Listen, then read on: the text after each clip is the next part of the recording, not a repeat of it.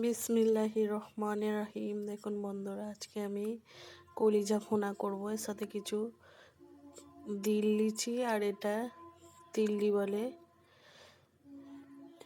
আর কলজাটা আমি পানি ফুটতে ফেলে দিয়েছি, ধুয়ে নিয়েছি। হাঁড়ি বসিয়ে দিলাম গ্যাসে, পরিমাণ মতো তেল দিয়ে 2টো তেজপাতা, 3টে এলাচ, 4টে ডালচিনি দিয়ে দিলাম। না, লবঙ্গ, ডালচিনি নাই, ছিল না বলে দিইনি। এখন পেঁয়াজ দিয়ে দিলাম, 3টে মিডিয়াম সাইজের পেঁয়াজ। আমার ওইগুলো সব মিলে কলজে, দিল আর তিল্লি মিলিয়ে 1 কেজি ছিল ওজন।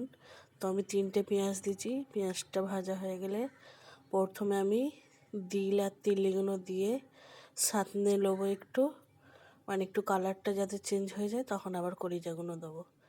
একটু নাড়াচাড়া করে নেবো। এগুলো কাঁচা এখন দিলে কি হয়, পেঁয়াজের ওপর ওর গন্ধটা চলে যায়, আর যে একটা মাটি মাটি বা যে স্মেল থাকে, গন্ধটা চলে যায়। এখন ভালো করে ভাজা ভাজা করে নিই, তারপরে এক এক করে মশলা দেব। কলিজা গন্ধর ভয়ে কেউ খেতে চায় না, সেই জন্য আগে থাক থেকে ফুটিয়ে পানি ফেলে দিতে হবে। দিয়ে এরকম পেঁয়াজ লাল করে তার উপরে দিয়ে অনেকক্ষণ ভাজতে হবে, ভেজে ভেজে তারপর মশলা দিয়ে রান্না করতে হবে। আমি 4 চামচ আদা রসুন বাটা দিচ্ছি, 2 চামচ নুন, 1 চামচ জিরের গুঁড়ো, 2 চামচ ধনের গুঁড়ো, 1 চামচ হলুদ গুঁড়ো, 1 চামচ লঙ্কা গুঁড়ো দিয়ে ভালো করে এটা কষাবো। আমি ধরতে পারছিলাম না বলে, এক হাতে করতে পারছিলাম না বলে ক্যামেরাটা বন্ধ রেখে অনেকক্ষণ কষিয়ে নিয়েছি। নিয়ে এখন একটু পানি দিয়ে ঢাকা দিয়ে দেবো, যাতে মশলার গন্ধটা চলে যায়। দিয়ে কষতে ভালো করে আবার পানি দিয়ে দেবো সিদ্ধ হবার জন্য।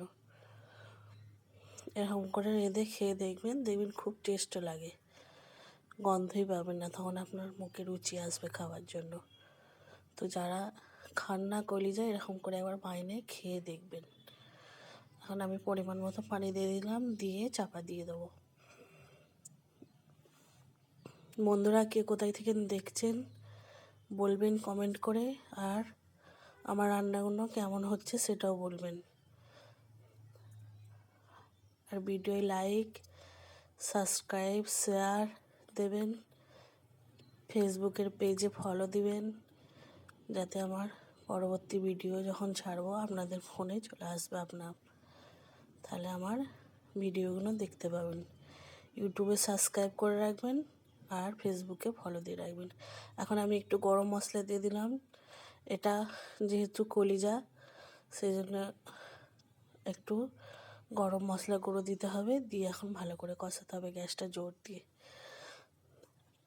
এখন বন্ধ করে দেবো, দিয়ে চাপা দিয়ে একটু ফিরে আসছি। সামান্য একটুখানি পরে ফিরে এসেছি, দেখুন কত সুন্দর কালার এসেছে। এখন আমি সার্ভ করে দেখাচ্ছি।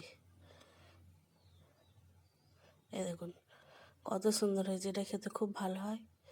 আপনারা বাইরে করে খেয়ে বলবেন কমেন্ট করে যে কেমন হয়েছে।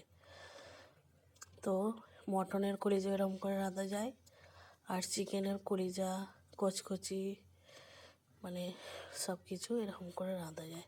ভালো থাকবেন, লাইক সাবস্ক্রাইব দেবেন। খুদা হাফেজ।